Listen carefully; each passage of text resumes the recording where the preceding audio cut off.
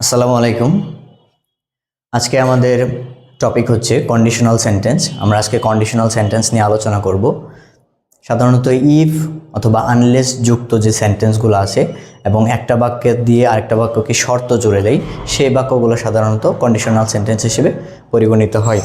তো আমরা জানি সাধারণত কন্ডিশনাল সেন্টেন্স হচ্ছে 4 প্রকার। তো কী কী সেগুলো চলুন দেখি।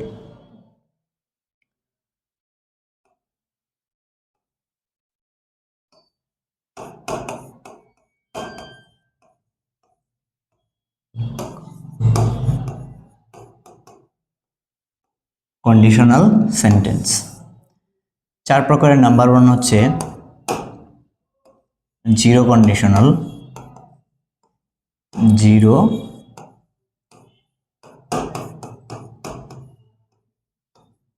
Zero conditional. নাম্বার 2 হচ্ছে ফার্স্ট কন্ডিশনাল।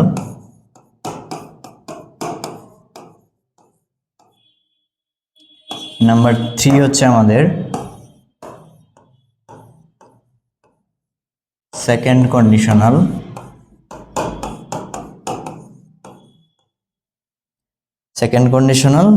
এবং নাম্বার 4 হচ্ছে থার্ড কন্ডিশনাল।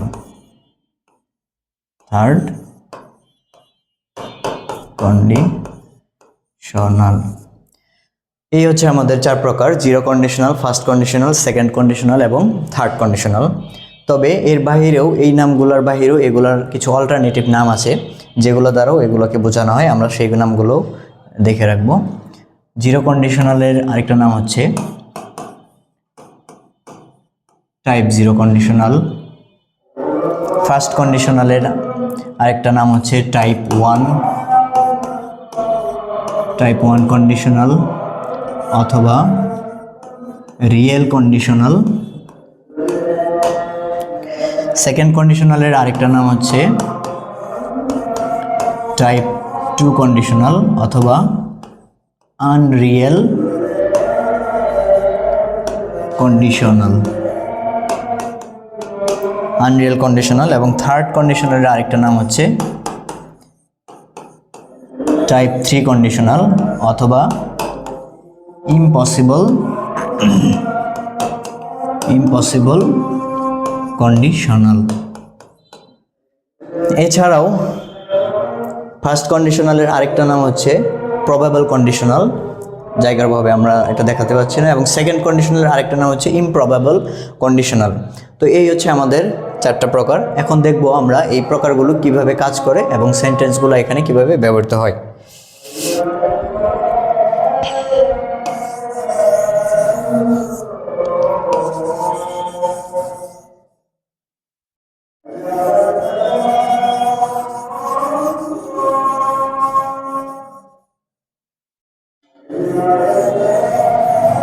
ওকে, জিরো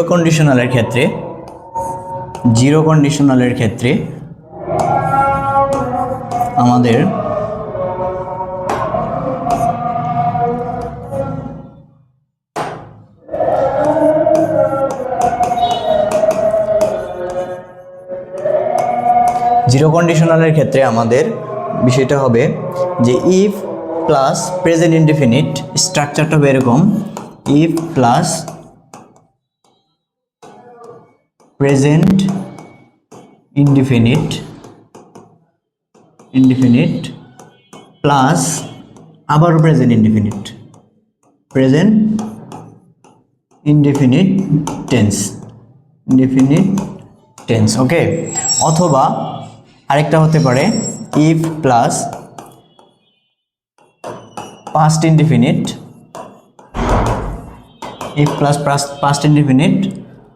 প্লাস আবারও পাস্ট ইনডিফিনিট। অর্থাৎ জিরো কন্ডিশনালের ক্ষেত্রে ইফ যুক্ত যে ক্লজটা হবে সেটাও, যে ইফ প্লাস প্রেজেন্ট ইনডিফিনিট যদি হয় তাহলে পরের ক্লজটাও কী হবে? প্রেজেন্ট ইনডিফিনিট টেন্স হবে।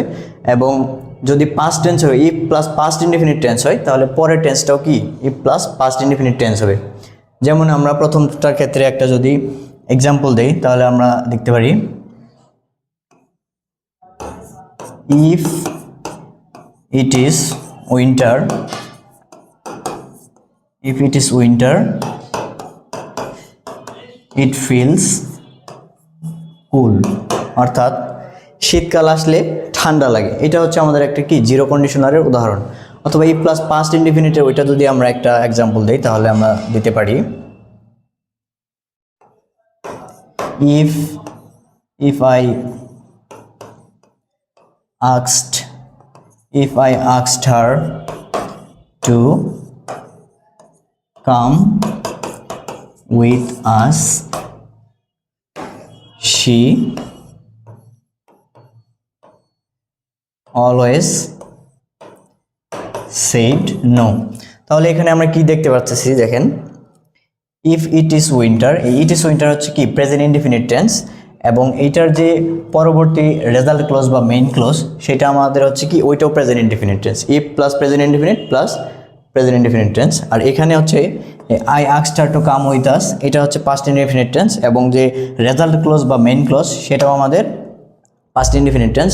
তো এটাই হচ্ছে জিরো কন্ডিশনাল এভাবেই কাজ করে। এখন আমরা দেখব first conditional.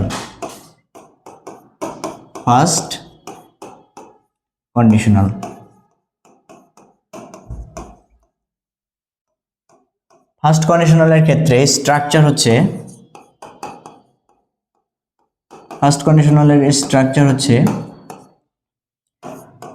if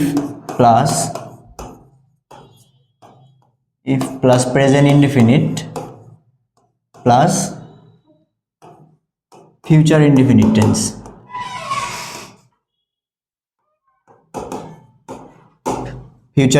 tense.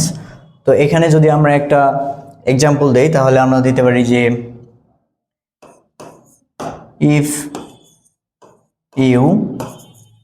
if you make delay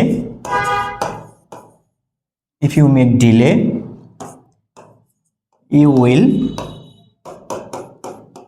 miss the train,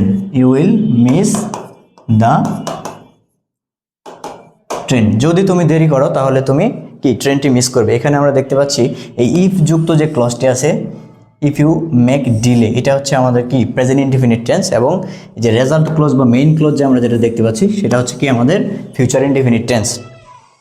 এই গেল আমাদের ফার্স্ট কন্ডিশনাল। এবার চলে যাব আমরা আমাদের second কন্ডিশনালে।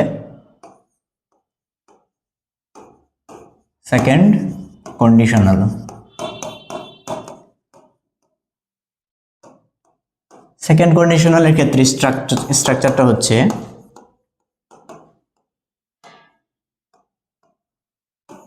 if plus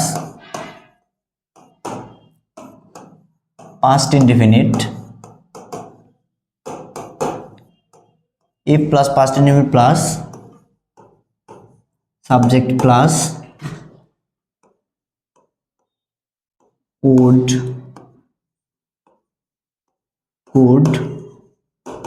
might plus v1 plus extension। অর্থাৎ এই v1 দ্বারা বোঝাচ্ছে যে ভার্বের প্রেজেন্ট ফর্ম। ভার্বের আমরা জানি তিনটা ফর্ম থাকে, প্রেজেন্ট ফর্ম, পাস্ট ফর্ম এবং পাস্ট পার্টিসিপল ফর্ম। আর এই v1 দ্বারা আমরা বোঝাচ্ছি ভার্বের প্রেজেন্ট ফর্ম। তো এটা হচ্ছে সেকেন্ড কন্ডিশনের উদাহরণ, অর্থাৎ ইফ যুক্ত ক্লজটা হবে পাস্ট ইনডিফিনিট টেন্স, এবং যেটা আমাদের রেজাল্ট ক্লজ বা মেইন ক্লজ সেটা হবে আমাদের subject plus would could might যে কোনো একটা বসবে plus verb one plus extension. তো আমরা যদি এইটার একটা এক্সাম্পল দেই তাহলে আমরা দিতে পারি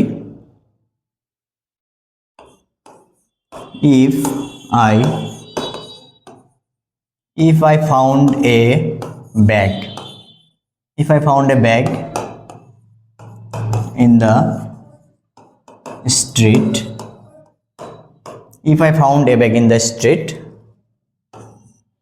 I would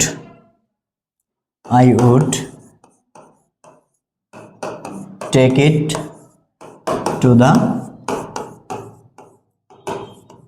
পুলিশ। অর্থাৎ এই যে ইফ যুক্ত ক্লোজটা if I found a bag in the street, এটা হচ্ছে আমাদের কি পাস্ট ইনডিফিনিট টেন্স, এবং এটা যদি পাস্ট ইনডিফিনিট টেন্স হয় তাহলে নিয়ম অনুযায়ী অর্থাৎ স্ট্রাকচার অনুযায়ী আমাদের পরবর্তী ক্লজটা হবে কি সাবজেক্ট প্লাস এই যে আমাদের আইটা হচ্ছে subject, would take take it to the police, অর্থাৎ উডের পরে আমাদের এই যে ভার্বের প্রেজেন্ট ফর্ম বসছে, অর্থাৎ V1 বসেছে। এইটা হচ্ছে আমাদের সেকেন্ড কন্ডিশনাল, এভাবে কাজ করে। এবার আমরা দেখব থার্ড কন্ডিশনাল কিভাবে কাজ করে এবং থার্ড কন্ডিশনালের স্ট্রাকচারটা কি।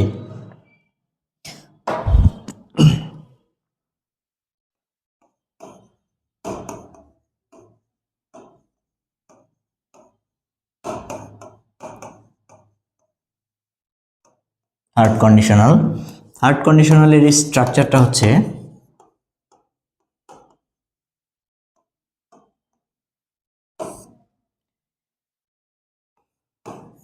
if প্লাস পাস্ট পারফেক্ট, অর্থাৎ এখানে পাস্ট পারফেক্ট টেন্স হবে। if plus past perfect plus subject plus would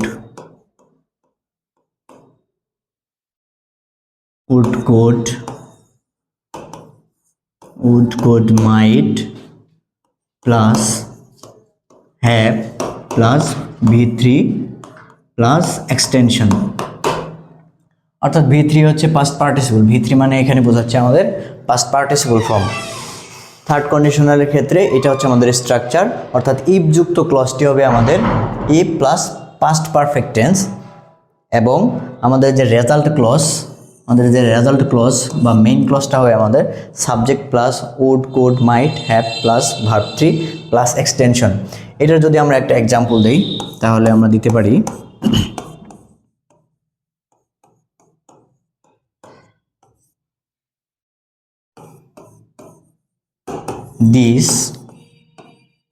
this could have worked. This could have worked if I had been, অর্থাৎ এখানে আমরা দেখতে ইফ ক্লজটা পরে আসতেছে, সেখানে কোনো সমস্যা নাই। This could have worked if I had been more cautious অথবা ফার সাইটেড আমরা দিতে পারি, দূরদৃষ্টি সম্পন্ন, ফার সাইটেড।